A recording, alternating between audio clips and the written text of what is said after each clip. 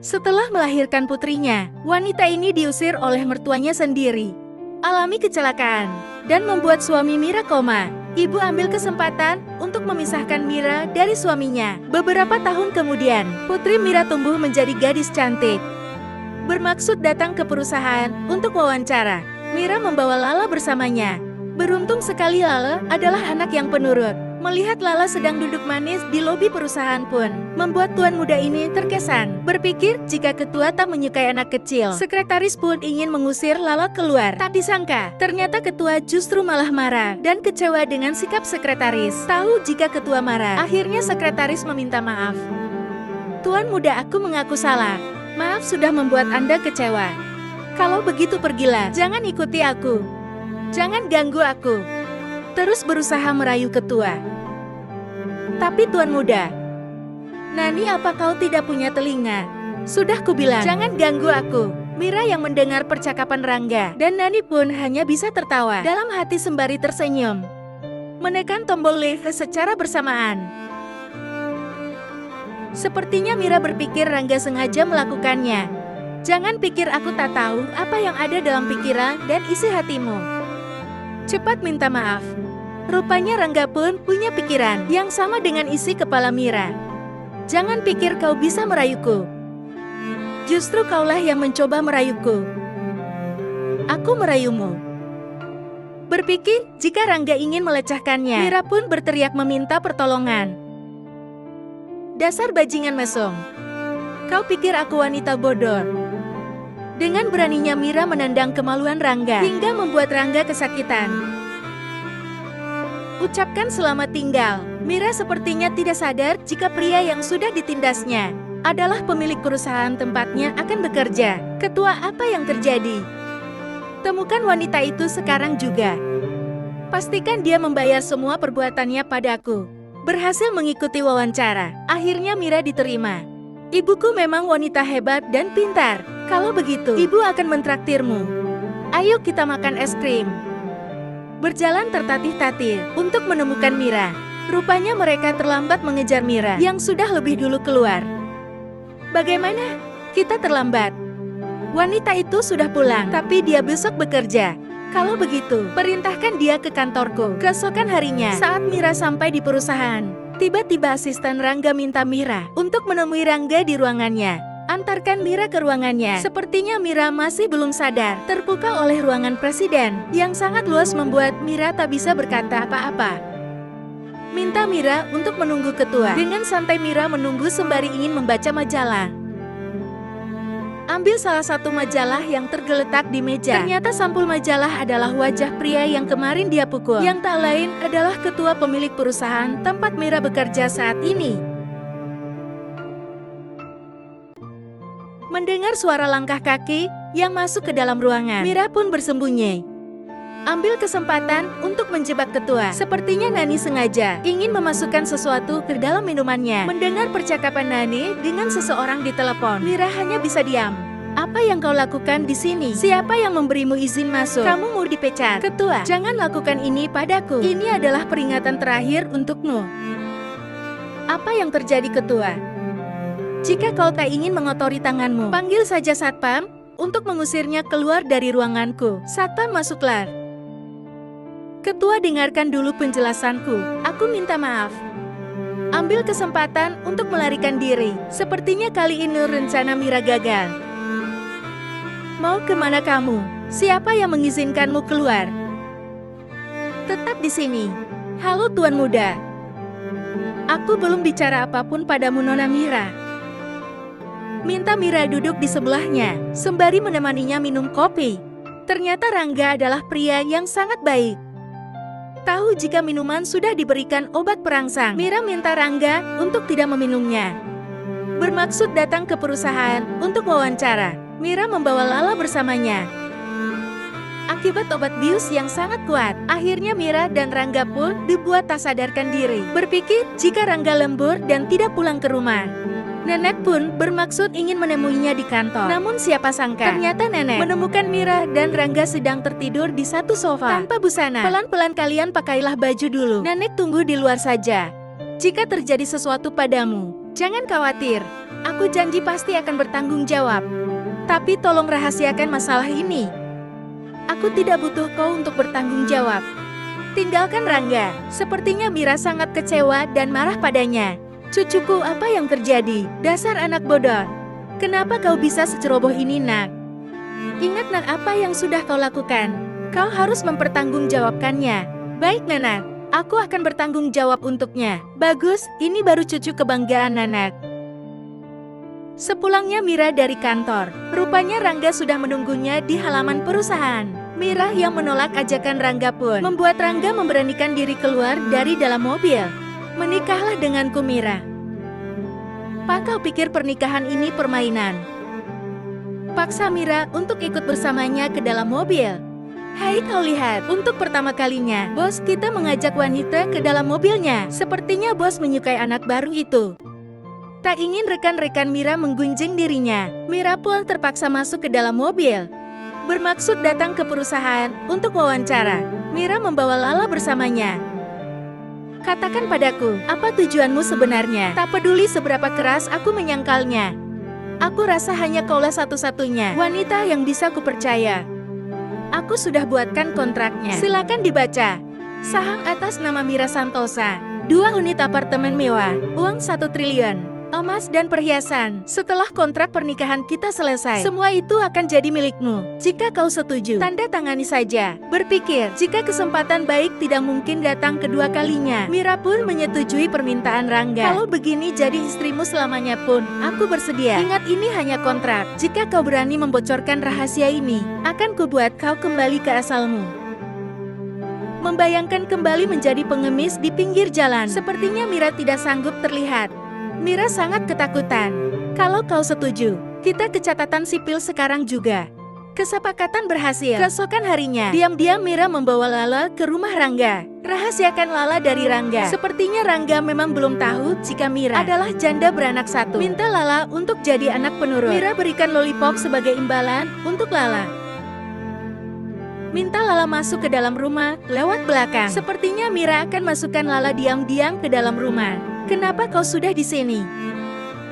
Aku ingin beri kejutan padamu. Lagi pula ini juga rumahku. Aku hanya tanya kok. Ingat, jika Lala masuk dari belakang, spontan saja Mira menarik Rangga. Tunggu dulu, suamiku. Aku ingin bicara sebentar. Sepertinya hari ini, aku sangat terpesona dengan penampilanmu yang sederhana ini. Bukankah ini malam pertama pernikahan kita? Hai Mira, kau sadar dengan apa yang kau katakan ini? Maka dari itu cepat pakai pakaian yang sopan. Putriku sayang, kau di mana? Kau tidak apa-apakan?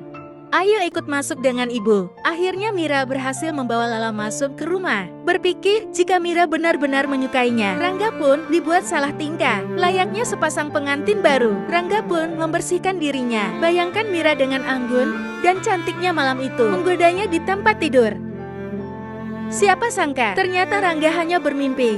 Sadar jika semalam Mira tak menemaninya tidur, Rangga pun dibuat kecewa. Sedang sibuk dengan pekerjaannya di perusahaan, tiba-tiba Mira dapatkan telepon dari guru Lala. Badan Lala demam tinggi. Bos, ada proyek yang harus Anda tanda tangani sekarang juga. Tahu jika Rangga sedang terburu-buru mengikuti Mira. Sepertinya asisten Halim hanya mengerjainya saja. Mengikuti Mira sampai sekolah. Melihat Mira menggandeng Lala, Rangga pun terkejut. Ibu, kepalaku pusing sekali. Maaf, ketua keponakanku ini sedang demam tinggi. Aku harus membawanya ke rumah sakit. Lala, kamu sangat lucu. Bukankah wajahku mirip seperti bibiku? Lala sangat cantik seperti ibu kandungnya. Ayo anak pintar, duduk di sebelah bibi saja. Pasin atas nama Lala. Apa sudah siap untuk diperiksa? Ayo sayang, kau sudah dipanggil. Tunggu di sini. Biar aku saja yang tebus obatnya. Jaga saja Lala. Ibu, ternyata paman itu sangat baik pada kita. Lihatlah, dia sangat menyukai wajahku yang imut ini. Kenapa dia memanggilmu ibu? Sejujurnya Lala adalah putri kandungku. Aku tidak bermaksud membohongi, apalagi menyembunyikannya darimu. Artinya dia adalah putriku. Seharusnya kau tidak perlu menyembunyikan ini. Biar aku saja, dia pasti cukup berat. Jika kau tidak keberatan, aku akan membawa Lala ke rumah kita. Mendengar keputusan baik Rangga, Mira terlihat sangat bahagia. Memindahkan Lala ke sekolah yang lebih elit, seharusnya Anda tidak perlu repot-repot. Bagaimanapun Lala itu putriku. Paman, terima kasih sudah baik padaku dan ibu. Kalau begitu, aku permisi masuk kelas dulu. Nani yang muak melihat kedekatan Mira dan juga Rangga, akhirnya merencanakan hal buruk padanya. Permisi manager, kenapa aku tidak asing dengan Anda? Rupanya ini kali pertamanya Mira bertatapan langsung dengan Nani. Oh iya, aku baru ingat. Seolah tak peduli dan menanggapi ucapan Mira, Nani sepertinya punya rencana yang buruk untuknya. Perkenalkan, namaku Nani Kusuma. Permisi, maaf manager, ini dokumen yang Anda minta. Hari ini, aku minta kau yang pergi. Aku bicara padamu Mira, apa kau tidak dengar? Ini adalah kesempatan bagus untuk pendatang baru sepertimu. Pergilah, baiklah. Kalau begitu, aku akan pergi sekarang. Aku dengar katanya Mira pergi meeting dengan Tuan Bowo. Manager yang menyuruhnya pergi sendirian. Padahal yang aku tahu, Tuan Bowo itu adalah pria hidung belang. Sebelum Anda menandatanganinya, silahkan baca dulu Tuan. Kontrak nanti saja. Bagaimana jika kita minum dulu? Berikan minuman yang sudah Bowo masukkan obat bius. Sepertinya Rangga sedikit terlambat. Temukan kartu nama milik Mira yang terjatuh. Rangga bertanya pada resepsionis kemana Mira pergi. Mereka baru saja pesan kamar hotel di atas. Tuan tahu jika Bowo adalah pria bajingan. Rangga segera berlari menemui mereka. Terkejut melihat wajah Bowo ada di hadapannya. Mira pun berteriak meminta tolong. Maaf Tuan, jangan ikut campur. Melihat botol anggur di sebelah meja tempat tidur, Mira segera memukul kepala Bowo. Tak beri ampun sedikit pun, Rangga terus memukul Bowo hingga babak belur. Beruntung Halim segera datang dan menghentikan Rangga. Serahkan dia padaku, Anda lihat saja Mira. Mulai hari ini juga, seluruh kontrak perusahaan denganmu kami putus. Hai Tuan muda, untuk apa kau membela wanita murahan itu? Tutup mulutmu atau kurobek sekarang juga. Perintahkan pengawal untuk menyeretnya keluar. Pengaruh bius lagi-lagi membuat Mira tak sadarkan diri hingga menggoda Rangga. Sadar dari tidurnya, sepertinya Rangga benar-benar mulai jatuh cinta pada Mira. Bangunlah, sudah mau sore. Merasa ada yang janggal. Sepertinya Mira sadar jika Lala masih di sekolah. Buru-buru ke sekolah. Rupanya Lala sudah ada di rumah. Lala, di mana kamu nak? Aku di sini Bu. Aku sudah di rumah. Kalian mandilah dulu. Ada sedikit sisa makanan. Jika kalian mau, aku akan siapkan. Aku pikir kalian sibuk dan bekerja lembur. Makanya aku putuskan pulang sendiri. Maaf jika aku sudah membuat kalian jadi khawatir. Lala memang gadis kecil yang pintar. Melihat ketulusan Rangga, Lala pun berharap jika Rangga bersedia dipanggilnya ayah. Sontak saja Rangga sangat senang. Ayo makan lagi. Kalian anggap aku apa? Tenang saja Bu. Aku tidak akan merebut suamimu. Jadi jangan khawatir. Baiklah putriku yang paling cantik di dunia. Asal kamu bahagia, lakukanlah. Direstui memanggil Rangga dengan sebutan ayah, Lala pun terlihat sangat bahagia. Minta maksud dan tujuan Nani mengirim Mira pada Bowo. Apa kau sadar, tindakanmu ini sudah sangat keterlaluan. Kau ingat kejadian tempo hari? Aku sudah peringatkan bahwa itu adalah kesempatan terakhirmu. Ini tidak adil. Kenapa kau kejam? Sekali bertahun-tahun aku berjuang untukmu. Aku ingatkan. Jika kamu berani mengganggu Mira dan keluargaku di masa depan, aku tidak segan-segan bersikap kasar padamu. Penuh rasa kecewa, Nani pun pergi. Perkenalkan Lala pada Nenek. Ayo sayang, kemarilah. Duduk di sebelah Nenek buyut. Nenek, ini ada kue buatan aku dan ibu untukmu. Anak yang sangat pintar. Lihatlah, ternyata Nenek sangat menyukai Lala. Mulai sekarang, aku adalah nenekmu, iya nak. Apapun yang kau mau katakan saja, Nenek pasti belikan. Maaf Nenek. Sepertinya Anda tidak perlu memanjakan Lala. Lala hanyalah anak kecil. Tidak ada yang salah. Tak lama kemudian, datanglah bibi Rangga.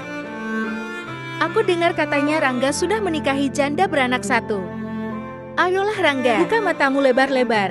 Apa kau tahu siapa ayah dari anak yang wanita ini bawa? Aku yakin dia saja pasti tidak bisa jelaskan siapa ayahnya. Aku tidak peduli, selagi anak ini adalah Putri Mira. Artinya ini adalah cucuku.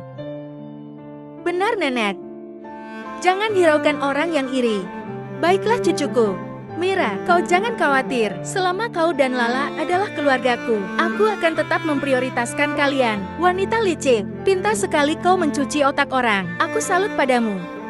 Kalian tahu apa akibatnya jika sampai berita ini menyebar di luar? Nama baik keluarga akan terkoreng. Lala adalah putri istriku. Jadi apapun yang mengganggu mereka, maka akan berhadapan denganku secara langsung, termasuk dirimu. Jika kau tidak senang melihat kebahagiaan orang lain, lebih baik kau pergi saja dari rumah ini. Abaikan saja orang-orang yang iri melihat kebahagiaanmu. Suatu saat, aku yakin kau akan memiliki putra yang akan mewariskan seluruh tahta keluarga ini.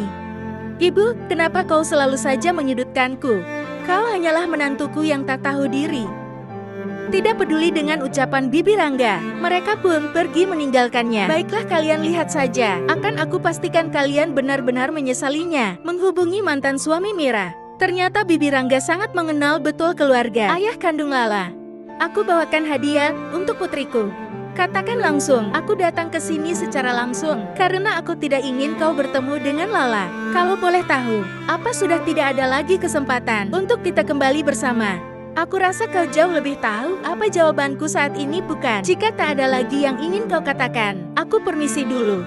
Tak ingin kehilangan kesempatan, Tommy pun mengejar dan meminta Mira untuk mendengar penjelasannya. Mira, tunggu, tolong dengarkan dulu penjelasanku. Saat mengejar Lala, tanpa disadari, dari arah belakang mobil menyerempet tubuh Tommy. Kau baik-baik saja kan? Aku akan membawamu ke rumah sakit. Ayo anakku, pelan-pelan saja. Ini semua karenamu. Memang kau wanita pembawa sial. Sudahlah Bu, tolong jangan diteruskan. Ini semua murni kelalaianku. Minta waktu pada ibunya. Tommy pun ingin bicara empat mata pada Mira. Mira, tolong maafkan kata-kata ibuku. Mira, apa yang terjadi? Khawatir mendengar kabar jika Mira di rumah sakit. Rangga dengan cepat menemuinya. Akhirnya kau sampai juga. Melihat Mira telah bahagia bersama pria lain membuat Tommy kecewa. Tak terima jika Rangga merebut Mira dan putrinya. Tommy pun memutar otak. Aku sudah panggil dokter terbaik di negeri ini. Dia akan menangani pengobatan Tommy secara langsung. Aku rasa itu cukup untuk membalas kebaikannya. Jangan lupa juga berikan kompensasi atas kebaikannya. Telah menyelamatkan istriku. Aku tidak ingin di kemudian hari ada yang mengganjal di antara kami. Tidak, aku tidak butuh bantuan kalian. Aku masih cukup mampu untuk membiayai hidupku sendiri. Dengan catatan, jangan pernah lagi kau ganggu keluargaku. Bagaimanapun, Lala adalah putri kandungku. Dan aku akan mencoba merebutnya dari kalian. Baiklah ketua, aku akan hubungi pengacara. Kita tidak takut dengan ancaman Tommy. Halim pun pergi menemui pengacara pribadi Rangga. Nanti urus saja dengan tim hukumku. Kalau begitu, bersiaplah untuk menerima kekalahan. Sepertinya kau tidak tahu, selama Lala meninggalkanku, saat itu aku mengalami koma. Dalam kasus ini, bukankah hakim akan mempertimbangkannya kembali? Dan ini adalah rekam medisku 6 tahun yang lalu, saat Mira meninggalkan rumah. Jika kau tidak percaya, silakan lihat sendiri. Aku tahu kau tidak akan pergi dari rumah jika tidak ada penyebabnya. Tapi aku pergi dari rumah. Itu karena orang tuamu yang meminta. Aku bisa buktikan, selama 6 tahun ini, juga kau mengabaikan kami berdua. Baiklah, aku harap kau bisa menjadi ibu yang adil untuk putrimu. Mau kemana? Hadapi semua ini dengan kepala dingin. Bagaimana aku bisa tetap? Lala akan tetap menjadi putri kita. Aku akan pastikan itu padamu. Aku hanya minta kau percaya padaku. Baiklah. Minta dokter yang dulu menangani Tommy datang menjadi saksi. Beri penjelasan, 6 tahun yang lalu, dia hanya mengalami cedera otak, dan itu tak berlangsung lama. Jadi dia hanya baik-baik saja. Apa benar dia mengalami koma itu? Tidak mungkin ketua. Menyesal sudah membohongi Mira. Tommy hanya bisa meratapi kesalahannya di masa lalu. Menjadi ayah yang baik untuk Lala. Hari itu tepat di hari ulang tahun Lala yang ke-7. Rangga siapkan pesta kecil untuk membahagiakan putri kecilnya itu. Doa dan harapan Lala selama ini sudah Tuhan kabulkan. Mengharapkan ayah yang baik dan juga penyayang, akhirnya bisa dia dapatkan di tahun ini. Lala sayang, katakan kado apa yang kau ingin dari ayah? Keinginan apa yang belum kau dapatkan? Sebenarnya inilah keinginanku ayah. Aku ingin ayah dan ibu bisa menikah secara resmi dan berikan aku seorang adik yang lucu-lucu. Tenang saja cucuku sayang, semua itu pasti akan terjadi hari ini juga. Hanya ini yang nenek punya saat ini. Ini adalah peninggalan Ibu Rangga. Layaknya seorang pengantin, Mira terlihat sangat anggun memakai kain penutup kepala itu. Lihat Lala, bukankah ibumu terlihat senaga cantik memakai ini? Kau benar-benar sangat cantik sekali, Mira. Berpikir jika Lala dan Rangga sudah merencanakan ini, sepertinya Mira curiga. Memberanikan diri melamar Mira di hadapan Lala. Hari itu juga secara resmi, Rangga pasangkan cincin di jari manis Mira. Mira istriku, bersediakah kau menemaniku sampai akhir hayatku nanti? Terima Rangga sebagai suami sahnya akhirnya. Mereka hidup bahagia selamanya.